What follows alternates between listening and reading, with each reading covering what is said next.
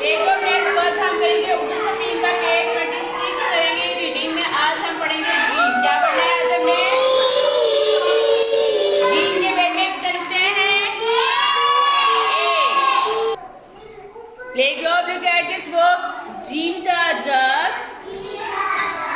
Gym जा जानवर, gym जा जेली, जीम जा जरा। ये हमने आज क्या करनी है? रीडिंग। क्या करनी है? Look at the white board. उमेहानी